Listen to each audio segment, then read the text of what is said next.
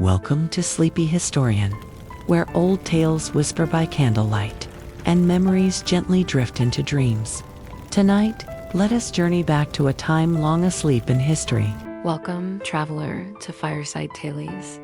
Come in from the cold. As you settle in, allow yourself to slow down. The fire is low, so I'll have to raise my voice a bit. But once you're settled in, I'll lower it so as not to disturb the others. They've all gone to bed. Well, except for Thomas, of course. He insisted on staying up to hear a tale of the peasants' revolt.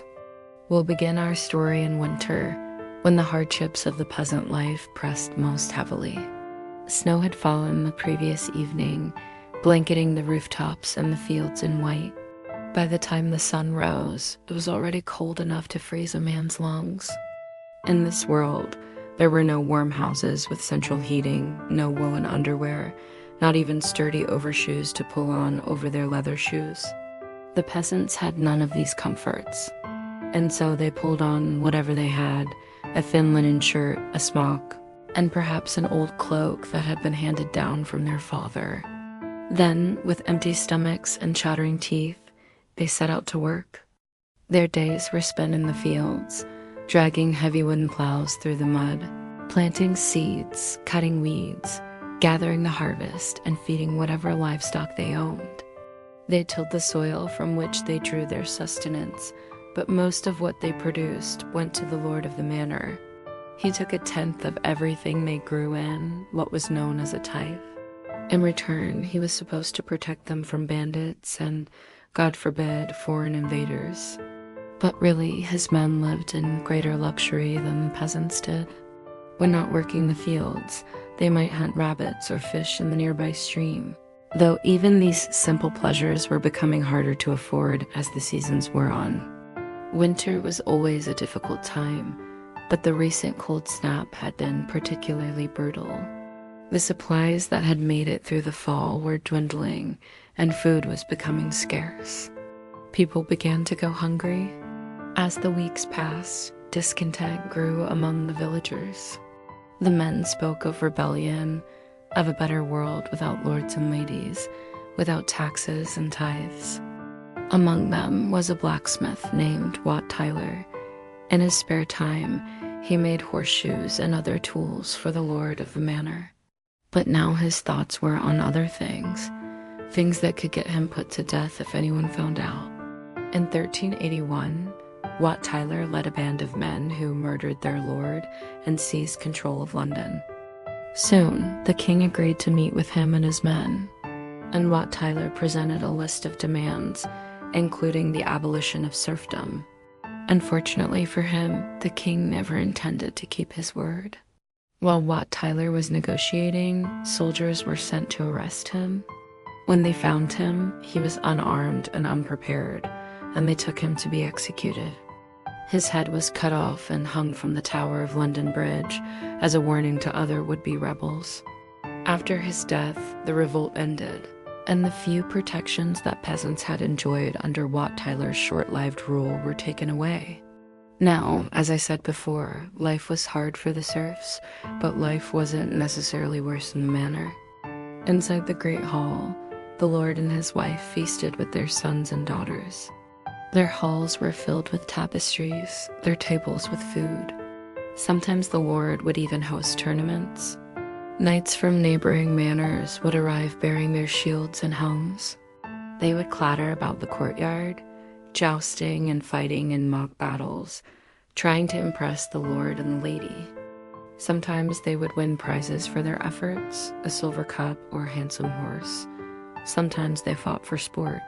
But make no mistake, even here, men were prepared to kill. Tournaments often ended with men lying dead on the ground, having been skewered by lances or beaten senseless with blunt weapons. If the knights weren't fighting, they might play games. A favorite pastime was to throw a small stone or a ball up in the air and hit it with a wooden club or a racket made of leather.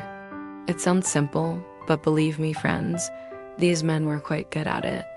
After the knights left, the lord and his family might retire to their solar, where a fire crackled merrily in the hearth, chasing away the chill of the evening and making the whole room glow warmly. The walls were lined with bookshelves and chests full of their most valuable possessions. In the corner, a table held a chessboard, and two of the Lord's sons were locked in fierce competition over the pieces. The eldest was known throughout the land for his skill at the game, and had even defeated an envoy sent by the king himself. And so we see that medieval life, like all lives, was made up of highs and lows. For some, it was a time of hardship and hunger. For others, it was a time of feast and leisure. And yet, both of these pictures are true, both of the dirt floors and the great halls. Both of the starving peasants and the knights playing games in the courtyard. This is how life was in the Middle Ages, and so we end our journey. May your fires burn bright and your beds be warm. Once again, thank you all for watching. If you enjoyed this episode, please feel free to leave a like and a comment. Have you ever wondered what daily life was like for those who lived in the Middle Ages? What did they eat? What kind of houses did they live in? And what were their traditions? Today, we're going to time travel back to medieval Europe and experience a typical day in the life of a peasant. Join us as we bring history to life. Our story begins at dawn. The first rays of sunlight peek through the cracks in the wooden shutters, rousing our peasant family from their slumber. They awaken in their cozy yet modest home, a timber-framed structure with walls made of wattle and daub. A thatched roof keeps the elements at bay, and a dirt floor anchors the space. Despite its simplicity, it's filled with the warmth of family life, the sounds of children playing, the aroma of cooking meals, and the laughter of adults sharing stories. As the family stirs, they tend to their morning rituals. The father, Thomas, a robust man with sun-weathered skin, is already up. He's preparing for his day's work in the fields. He dresses in his most prized possession, a tunic made of sturdy wool. The fabric is thick, protecting him from the elements and the occasional scratch while working the land. His belt is practical, holding a small pouch containing a few coins and a piece of bread for sustenance during long hours. The mother, Margaret, is helping their children get ready. She hums a cheerful tune as she braids her daughter's hair, adorning it with a simple ribbon. Their son is learning to tie his leather sandals, eager to emulate his father's sturdiness. Once everyone is dressed, the family gathers for breakfast, a simple meal of bread dipped in milk. They share stories and laughter, strengthening the bonds that unite them. After breakfast, the family embarks on their journey to the fields.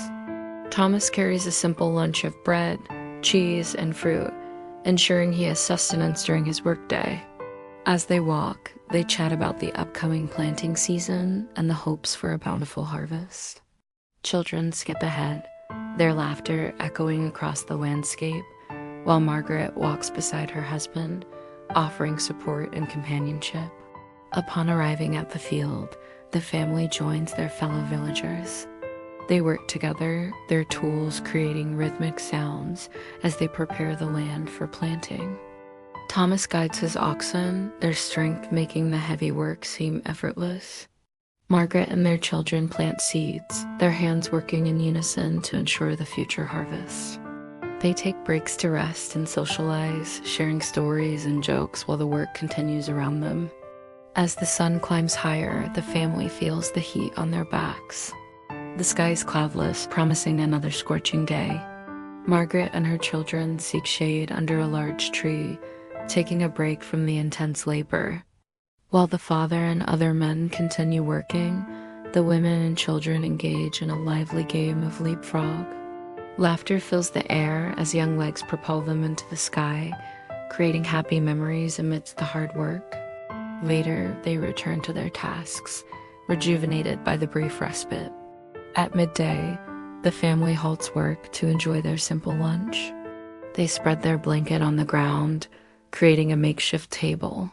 Thomas slices bread, which they all dip into a pot of stew. The rich aroma of vegetables and meat fills their senses, and they eat with gusto, savoring every bite. Afterwards, they engage in lively conversation, discussing village news and sharing jokes before returning to their labor. As the afternoon progresses, the sun begins its slow descent, casting long shadows across the fields. Thomas, with a mixture of pride and fatigue, surveys the rows of newly planted crops. The family gathers their tools, preparing for the journey home. As twilight descends, they trudge back to their village, their bodies aching from a day of hard work. The sky is ablaze with colors, painting a breathtaking panorama of purples, oranges, and reds. The family stops to admire the spectacle, finding solace in nature's beauty after a long day. Upon reaching their home, they find their cat curled up on the doorstep, its soft fur blending with the fading light. The sight brings a smile to their faces as they open the door and step inside. The interior of their home is dimly lit, with the only illumination coming from the dying embers in the hearth. The family huddles closer, sharing stories and laughter, finding comfort in each other's company. The flickering flames dance on the walls, casting dancing shadows that add an element of playfulness to their evening. Their simple supper consists of bread, cheese, and vegetables. They eat in silence, each lost in thought, and then retire for bed. In the quiet of the night, Thomas and Margaret tuck their children in, their voices hushed and loving.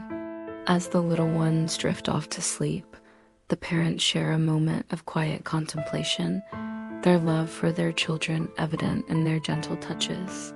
The wind howls outside, but within the cozy cottage, there's peace. Their cat, sensing the family's tenderness, curls up on a rug near the fireplace, feeling the warmth of their love and the glow of the dying embers.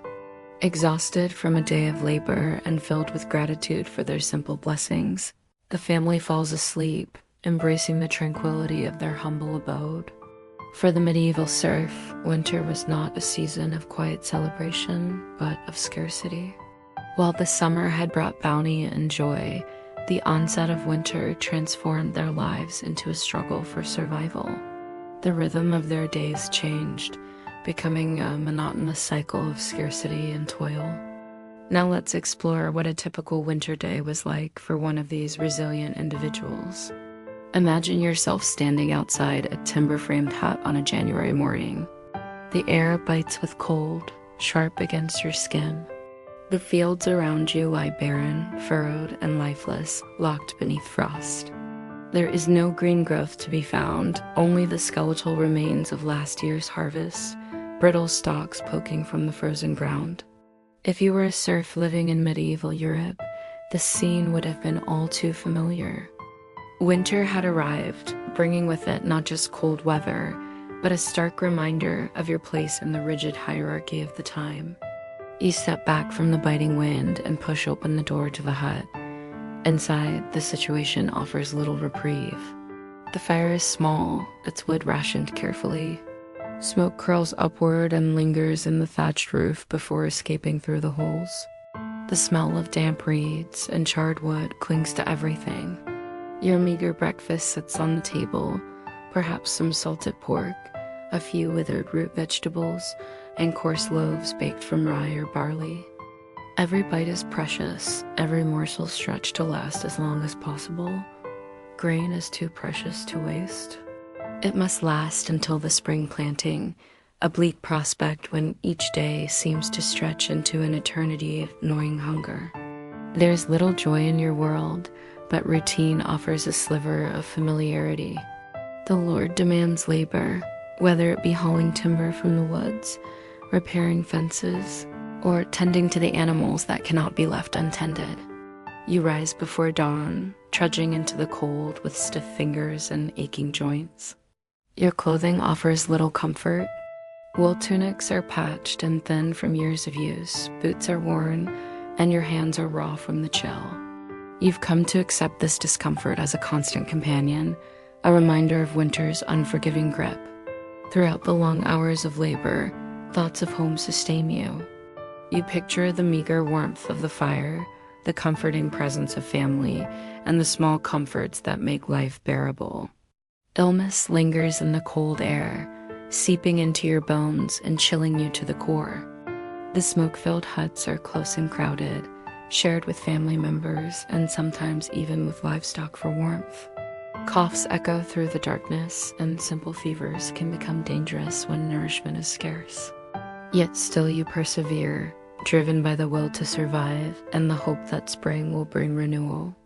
As the sun dips below the horizon, casting long shadows across the frozen landscape, you return home.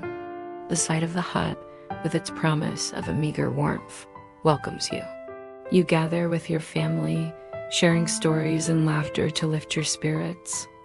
The flicker of candlelight dances on the walls, momentarily chasing away the darkness.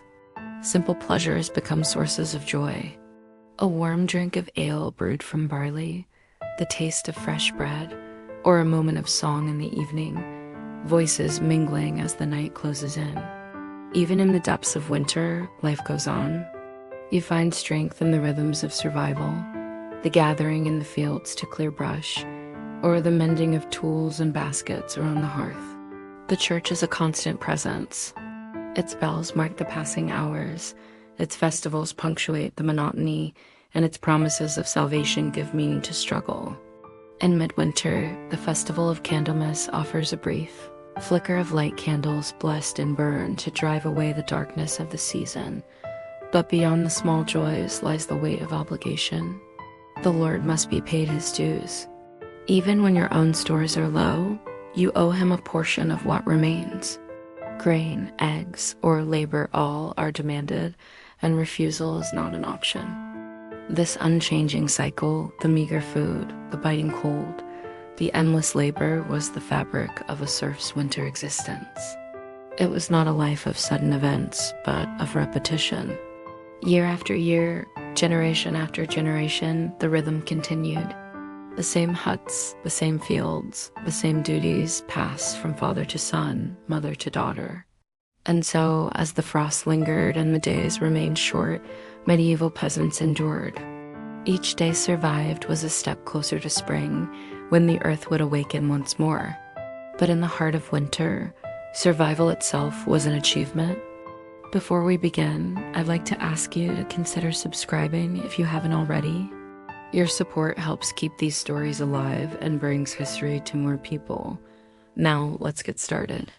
From the frozen stillness of winter fields, let us move forward into a story of resistance. Let us travel back to the 14th century, a time when life in medieval England was a tapestry woven with threads of hard labor, deep-rooted tradition, and simmering discontent. In the grand narrative of history, it is easy to overlook the ordinary lives lived by the countless anonymous peasants who toiled on the lands of England as nobility. Their names might not echo in the halls of history, but their stories are the very essence of the times they lived in. Today we pause to shine a light on one such tale, that of a man named Wat Tyler. Wat Tyler wasn't born to privilege. He wasn't a lord whose lineage was traced back to ancient royal lines. No, Wat Tyler was a peasant, a commoner born and bred. The exact place of his birth remains a mystery lost to time. Historians believe he hailed from either Kent or Essex, two regions in southern England where the landscape was dotted with fields and small villages. Our knowledge of Tyler's early life is limited, much like the lives of many peasants of the era. His childhood was probably intertwined with the rhythms of the land. He likely worked alongside his family, tending to crops, livestock, and fulfilling the myriad tasks that kept their small farm or manor afloat. Life for peasants was not merely about labor. It was a constant negotiation between survival and hardship. The 14th century, the century into which Tyler was born, was not an easy one to live through. It was a period marked by the devastating Black Death, a plague that swept through Europe in the mid-1300s. This pestilence wiped out nearly half the population of England, leaving villages depopulated and a haunting silence in its wake. As the plague subsided, a new set of challenges emerged. Villages that had once bustled with activity now struggled to repopulate. Labor became a precious commodity, Yet the demands on the remaining peasants did not lessen. The crown, always in need of revenue, turned up the pressure, seeking ever more taxes to bolster its coffers. In response, the crown levied fresh poll taxes, a levy on every individual regardless of their wealth or status. These taxes were unpopular, exacerbating the resentment that had been growing among the peasantry. It was against this backdrop of economic distress and simmering anger that Wat Tyler's story took center stage. In 1381, when news of another poll tax spread like wildfire across the countryside, the tension reached a boiling point. Villagers who had endured years of hardship and loss now faced the prospect of parting with more of their meager earnings. Resentment bubbled over into open defiance. People began to gather first in small knots, then in larger groups, their shared grievances uniting them in a common cause. It was during one of these gatherings that Wat Tyler emerged, not as a predetermined leader, but as a choice, a man selected by his peers to be their voice, their spokesperson. He was thought to be in his late 20s or early 30s, a man known for his steady character, his skill as a tiler or a roofer, and his inherent authority among his neighbors. His surname, Tyler, in fact, suggests this trade, working with clay tiles to roof buildings. Tyler wasn't a lord, nor was he a trained orator or revolutionary. He was a man of the soil, a man who knew hardship firsthand, whose calloused hands could tell tales of endless workdays, and whose eyes held the weariness of a life lived under the weight of unyielding burdens. In him, the peasants saw someone who could articulate their pain, their anger, their hopes for a better life. As the rumblings of discontent grew louder, Wat Tyler and his fellow villagers marched on London. They were not an army in the conventional sense. They were farmers and laborers, many of them armed with little more than scythes, axes, or staves. Their defense against the king's soldiers was their sheer numbers. Thousands upon thousands of men, women, and children, all united in their desire for change.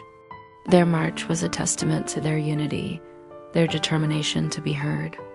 On June 1381, the rebels entered London. The city, caught off guard by the scale of the uprising, fell into chaos. The city's gates, symbols of its formidable defenses, were open to the rebels, either out of sympathy or fear. Once inside, the tide had turned. The rebels, emboldened by their numbers, attacked buildings associated with the crown and its officials. They stormed the home of John Ball, a prominent cleric who had criticized the rising taxes, mistaking him for an enemy of the peasants. They ransacked the palace of the Duke of Lancaster, a powerful nobleman, and broke into the Tower of London, a fortress that had stood as a symbol of royal authority for centuries. Within the tower walls, they dragged the keeper, Sir Simon Burley, before them. Perhaps they hoped to extract concessions from him, or perhaps they simply wanted to vent their rage. Either way, they dragged the hapless keeper around the city, mocking his authority and humiliating him as a representative of the crown. Eventually, they forced him to don the infamous peasant's crown, a pointed cap made of red cloth that mocked the traditional headgear of royalty. Amidst this upheaval, Wat Tyler found himself at the center of a momentous event. He rode on horseback through the streets of London, his face etched with determination, his voice ringing with purpose. He wasn't just leading a mob, he was guiding a rebellion. He delivered a stirring address, denouncing the oppressive regime and demanding justice for his people. He called for an end to serfdom, the feudal system that had bound peasants to the land and to their lords. He demanded fair treatment under the law and an easing of the heavy taxes that had drained their wallets and their spirits. But the ultimate twist of fate awaited him at Smithfield, a market area near the city of London. Here, Wat Tyler stood face to face with the young King Richard II, who was only 14 years old at the time. Chroniclers of the era have left us with a mixture of accounts of what transpired at that pivotal meeting. Some versions paint a picture of Tyler standing defiantly before the monarch, boldly demanding reforms on behalf of his people. He presented a list of grievances, each item a testament to the hardships endured by the peasantry. Other accounts, however, suggest a more tense atmosphere, with words exchanged like weapons and tempers flaring on both sides.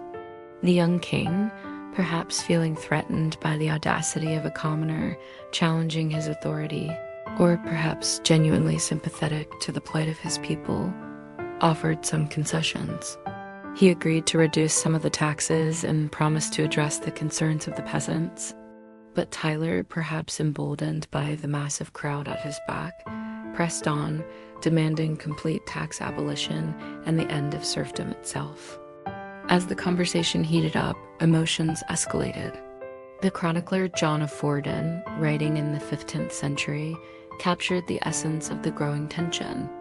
The king said he would grant some of what they asked, Fordun wrote, but he would not grant them all of it. Then Wat Tyler shouted loudly and said, "What? Do you want to break your word?" It was at this point that a key figure stepped forward, William Walworth, the conservative mayor of London. According to Fordun, Walworth, disapproving of Tyler's impudence, strode forward, dealt Tyler a fatal blow with his sword, pulling him off his horse. And in a moment that sent shockwaves through the crowd, the rebel leader was slain. The death of Wat Tyler marked a turning point in the peasants' revolt. With their charismatic leader gone, the rebels began to disperse. Many went home, hoping that the concessions granted by the king would improve their lot. Others fled, fearing the wrath of the crown's forces. Those who remained witnessed the brutal reprisals that followed. Soldiers loyal to the crown cracked down on the remaining rebels, killing hundreds and sending a clear message of retribution. In the aftermath, the records show that Tyler's body was dragged through the streets, a grim spectacle designed to humiliate the rebels and deter any future uprisings. As for Richard II, he would go on to rule England for 10 turbulent years before his deposition in 1399. During his reign, he vacillated between granting some concessions to the people and cracking down on dissent. He never fully addressed the grievances that had sparked the peasants' revolt, nor did he keep the promises he had made to the rebels at Smithfield. In the grand sweep of history, the peasants' revolt might seem like a footnote, a brief interruption in the 14th century. But in the lives of those who lived it, it was a defining moment, a chance to challenge the rigid hierarchy of medieval England. At the heart of this revolt stood Wat Tyler, a man whose name might not have echoed through history's halls, but whose deeds did. He remains a symbol of the spirit of resistance, a reminder that even in the face of overwhelming odds, the human spirit yearns for justice, for fairness, and for the audacity to dream of a better world. In 1348, the Black Death arrived in England, killing more than a quarter of the population within a few years. A small village was hit hard. Gravediggers struggled to keep up with the dead, hastily burying them in a mass grave outside the church. As the plague swept through the town, survivors fled to the countryside, abandoning their homes and possessions. Years passed. Birds nested in the empty houses and wild boars rooted through the overgrown streets. Nature reclaimed the village until only crumbling chimneys protruded from the green. This dramatic scenario isn't fiction. It's the story of Hitcham, a deserted village in Cambridgeshire, and one of many such places scattered across the English landscape. As we continue our exploration of deserted medieval villages, let's unravel the secrets of these abandoned settlements and discover why they were left behind. Walking through a deserted village can be a strange experience.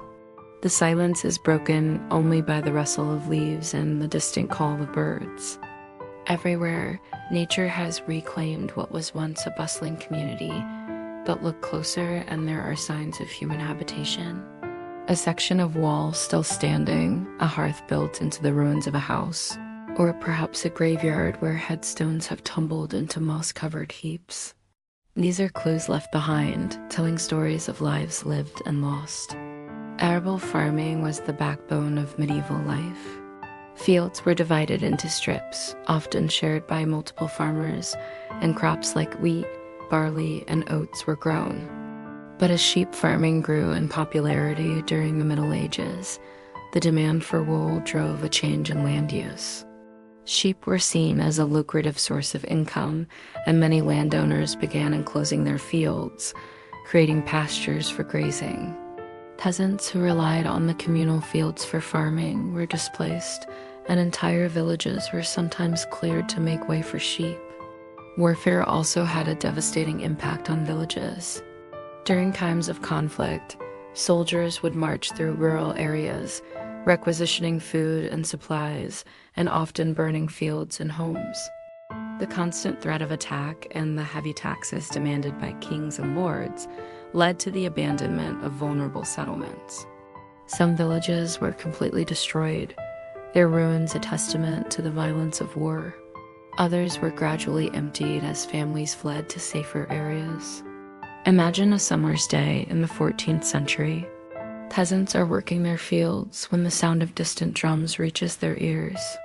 A sense of foreboding falls over the village as news spreads of an approaching army. Men, women, and children flee their homes, seeking shelter in the relative safety of nearby towns or cities. Their livestock are left to roam the streets, and their crops are trampled underfoot as they rush to escape. Homes are abandoned, their contents strewn across the floors, and their gardens overgrown in a matter of days. The landscape, too, played a part in the abandonment of villages. Settlements located on poor soil or prone to flooding or erosion faced challenges that made life difficult and unpredictable. Over time, as more fertile lands became available, people moved to more hospitable areas, leaving behind those that were less hospitable. But it wasn't just external forces that caused villages to be abandoned. Sometimes the decline of a settlement was gradual, and internal factors contributed to its demise. For example, the introduction of new technologies or changes in trade patterns could have an impact on a village's economy. As agricultural methods improved or markets shifted, some villages found themselves at a disadvantage, leading to a decline in population. In addition, social and political changes could also play a role. For instance, the Black Death pandemic of the 14th century, which killed millions of people in Europe, devastated some villages, reducing their populations so severely that they were effectively abandoned. Imagine a thriving medieval village, a place where families have lived for generations. Life revolves around the rhythm of the seasons, the planting and harvesting of crops, the raising of livestock, and the comings and goings of merchants. But then disaster strikes. The Black Death arrives, bringing with it a wave of sickness and death. Within weeks, entire families are wiped out, leaving their homes empty and their fields untended. Survivors, fearful of the disease, flee, abandoning the village and its haunting memories. Over time, the effects of war, plague, economic shifts, and the changing landscape have transformed the face of the English countryside. Many villages have vanished, leaving behind only whispers of their existence in the form of deserted landscapes. Today, these deserted villages captivate our imaginations, offering a glimpse into the hardships and challenges faced by our ancestors. Visiting these places, we can explore the ruins of homes and hearths, imagining the lives that once unfolded within them. We can also examine the carefully preserved artifacts uncovered by archaeologists, gaining insight into the daily lives of medieval villagers. Archaeologists employ various techniques to uncover the secrets of deserted villages. They conduct thorough surveys of the land, identifying areas of interest and potential archaeological significance. Using tools such as aerial photographs, old maps, and historical records, they develop a deeper understanding of the site's history and layout. One key method used by archaeologists is the process of trial trenching. This involves digging trenches across the site to expose buried features and artifacts. By examining the layers of soil and objects found at different depths, Archaeologists can establish a timeline of the village's occupation and understand how it evolved over time. They also analyze the types of buildings and structures present, shedding light on the social and economic activities that took place there. Furthermore, archaeologists may carry out geophysical surveys using equipment like magnetometers to detect variations in the Earth's magnetic field, which can reveal buried features without the need for extensive excavation. They also utilize botanical and zoarchaeological analysis of plant and animal remains found at the site to gain insights into the diet and environment of the villagers. Through these meticulous investigations, archaeologists piece together the story of deserted villages, bringing to life the experiences of the people who once called them home. The study of deserted villages provides valuable insights into the challenges and changes faced by our ancestors. By understanding the factors that led to their abandonment, such as the impact of plague, war, economic shifts, and environmental changes, we gain a deeper appreciation for the resilience and adaptability of human communities. Archaeological discoveries also help us learn about the daily lives of medieval villagers, including their housing, work, diet, and social interactions. We can explore the types of buildings they inhabited, the tools they used, and the goods they traded, gaining a more intimate understanding of their world. Moreover, studying deserted villages allows us to examine the evolution of rural landscapes over time. We can analyze the changes in land use, such as the transition from arable farming to sheep grazing, and the impact of these changes on the local environment. Overall, the investigation of deserted villages enriches our knowledge of the past and helps us appreciate the complexities of medieval life. It also serves as a reminder of the challenges and hardships faced by our ancestors and the factors that shape the course of history. In conclusion, deserted villages are not merely remnants of the past, but windows into the lives of our ancestors during the medieval period. Their abandonment resulted from a complex interplay of factors, including the impact of the Black Death, warfare, economic changes, and the characteristics of the land itself. Through archaeological investigation, we can uncover the secrets of these deserted settlements and gain a deeper understanding of the challenges and transformations faced by medieval communities. By exploring their stories, we pay tribute to the resilience and adaptability of human beings in the face of adversity and celebrate the rich tapestry of our shared heritage. Have you ever come across a deserted village in your travels, or do you know of any nearby? Share your experiences in the comments below.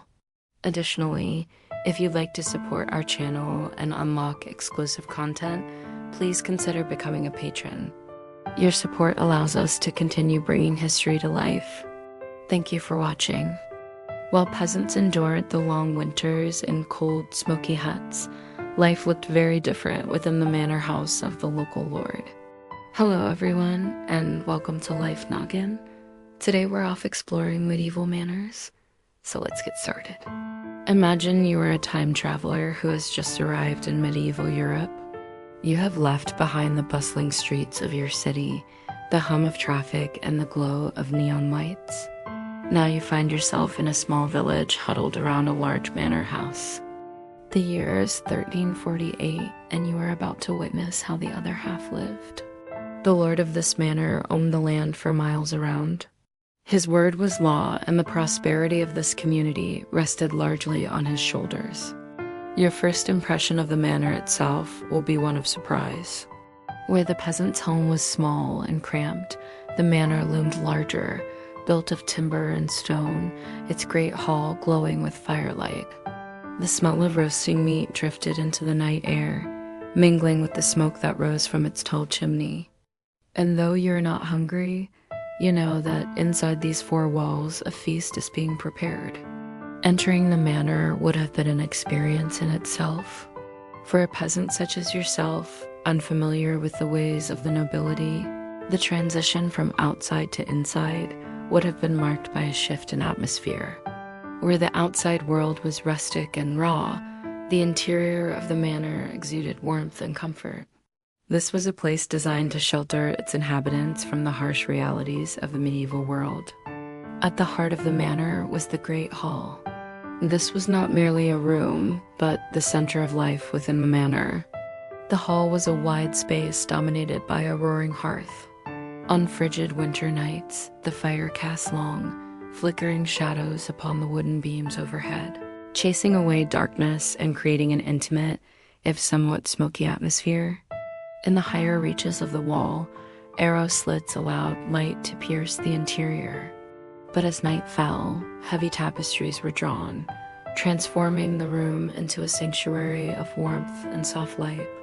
When you gaze up at these tapestries, don't be fooled by their dim colors. They are more than mere fabric. Each thread tells a story, depicting scenes of hunting, battles, or religious parables. Some show knights in shining armor locked in combat, while others feature peaceful hunts or biblical narratives. The finest of these tapestries were woven with silver and gold thread, making them more than just decorative. They were a symbol of the wealth and status of the family that commissioned them. When the evening draws in and the fire begins to glow, you know that supper is near. What you see before you is a feast fit for nobles. Venison from the hunt, roasted pork and poultry, fresh fish from the local rivers, and bread baked from the finest wheat. Heartier fare than what most peasants could dream of. Each dish is a testament to the bounty of the land and the Lord's position to enjoy it. At his right hand is a silver platter piled high with fruit. And as you look closer, you notice the presence of spices, a sign of the exotic and expensive nature of this meal. No coarse bread and thin pottage here. Instead, tankards of ale and wine are placed beside plates of steaming stew. Jugs of cider stand ready beside platters of cheese and dried fruit. Meals were not silent affairs. The clatter of dishes and tankards mingled with the murmur of conversation and laughter. Sometimes a traveling minstrel would grace the hall with their music, filling the space with lively tunes or haunting ballads. As the Lord and his companions dig in, you can't help but notice the hierarchy at play. Where the peasants would eat in silence, here in the great hall, conversation flows like the wine. The lord of the manor holds court, issuing commands, settling disputes, and dispensing rewards. His wife sits beside him, her needles flashing as she works on a piece of needlework, occasionally lifting her head to offer a sharp word of instruction to a servant. Their son, a young lad of 10 summers, is boisterous and loud, playing with a wooden sword and shield. He dreams of the day when he will take his father's place at the head of the table. The household is a microcosm of medieval society with its own internal hierarchy. Servants move swiftly and silently through the hall, offering more wine and clearing away dishes. Retainers and clerks sit with the family, their positions granting them a measure of familiarity with the nobility. Traveling minstrels fill the space with music, their transient presence a reminder of the wider world outside the manor. And as the night deepens, new arrivals begin to make their way to the hall. Knights in shining armor, their faces grim from a day's ride, remove their helmets to reveal tired but determined visages. A young squire follows close behind, eager to please and quick to serve. Merchants, their faces weathered by the sun and wind, bring news of distant lands and exotic goods. All of them have come to the manor seeking something, whether it be shelter, provisions, or the Lord's favor. Their presence adds another layer to the tapestry of life within the Great Hall, reminding those present that they are part of a larger, interconnected medieval world. As the fire crackles and the music swells, you realize that you are not just witnessing a scene, but experiencing a microcosm of medieval life itself. This grand hall echoes with laughter and chatter, where the rhythms of the day follow the rising and setting of the sun. Work and leisure intertwined, there is much to be done, but also much to celebrate. The lord of the manor, a figure of power and prestige, sits at the head of the table, surveying his domain. Beside him, his wife, the lady of the manor, offers a quiet counterbalance to her husband's boisterous energy. Their son, a young lad full of mischief, scampers about the hall, his shouts echoing merrily through the great space. Around them, the tapestry of daily life unfolds. Scribes meticulously recording accounts, bailiffs reporting on the state of the lands, and servants moving with practiced grace, anticipating the needs of their betters. Traveling minstrels weave tales of valor and adventure, their voices carrying on the ancient traditions of storytelling. Huntsmen gather around the table, recounting the day's chase with exaggerated gestures. Theirs is a camaraderie born of shared danger and the thrill of the kill. Tradesmen and merchants, having completed their rounds, relax with a tankard of ale, swapping stories of their encounters with colorful characters from distant towns. Even the retainers, those stalwart defenders of the manor, find moments of levity, trading jokes and teasing one another in the midst of preparations for the evening meal. Within the manor walls, life is not without its tensions. There are disputes over land, arguments about unpaid debts, and whispers of discontent among the peasantry. Yet even in the midst of these troubles, life goes on. The wheel of seasons turns, the crops are planted and harvested, and the rhythm of daily life continues. It is a world of contrasts where the shadow of death lingers in the background, but where life, in all its messy, complicated glory, takes center stage. You, dear viewer, have just experienced a glimpse into the life of a medieval lord. While the smoke from the hearth paints dancing shadows on the ceiling, while the murmur of conversation mingles with the clink of tankards, and while the scent of roasting meat tells tales of abundance, remember that for every lord, there are countless peasants whose lives are vastly different, whose existence is marked by toil and hardship. And yet, in this grand hall, where the tapestry of life is woven, there is a strange beauty in the way these two worlds, so different yet so interconnected, coexist. Thank you for joining us today. Do you think you'd rather live in the manor or the hut? Let us know in the comments below. And while you're there, don't forget to subscribe for more journeys through time and space. Until next time, keep thinking. As our journey through time draws to a close, let us return to the rhythm that underpinned it all. The life of the medieval peasant was marked by constancy, winters of hunger, summers of labor, autumns of harvest. Within this cycle, sparks of rebellion flickered, as in the voice of Wat Tyler, a medieval peasant who rebelled against the unjust rule of King Edward III. Entire communities rose and vanished, leaving behind silent earthworks like the ones we've seen today. And above it all, the Lord's manor stood, warm and bright, a symbol of privilege sustained by the peasant's toil. Tonight, as you drift toward rest, consider how far we are from that world. No bitter frost seeps through the walls, no obligation to a lord demands your labor at dawn. The comforts of the present, warmth, abundance, and safety stand in sharp contrast to the grinding rhythm of the past. Allow that thought to settle softly in your mind.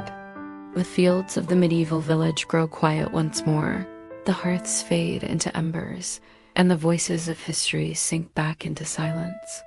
You are safe, you are warm, and the past is far away. Rest now, as the story of medieval life drifts gently into dreams. Perhaps you feel a chill though, a lingering touch of that medieval night. If so, draw closer to the fire. Let its warmth chase away the memory of biting winds. For even the coldest winter night ends, and the dawn that follows brings the promise of a new day.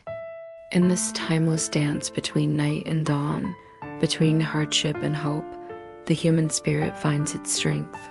Just as the sun rises anew each morning, so too does the human spirit in its timeless dance with adversity. Even in the darkest of nights, it finds a way to rise, to hope, and to endure. We've walked among the ruins of medieval life today, but those very stones whisper tales of human resilience. They've seen generations come and go, each facing their own struggles and finding their own triumphs. Your story is part of this grand tapestry, woven with threads of joy and sorrow, of challenge and growth. As the sun dips below the horizon, casting long shadows across the land, know that you carry the strength of countless generations within you. Their struggles have not been in vain. Their stories live on, not just in the crumbling ruins, but in the enduring spirit of humanity. Rest now, and may the echoes of the past inspire you to write your own story with courage, kindness, and hope. For in the end, it is these qualities that will light your path and warm your heart. Tonight's story comes to a close. If your eyes have gently shut, then I wish you a deep, peaceful sleep until we meet again in the next dream.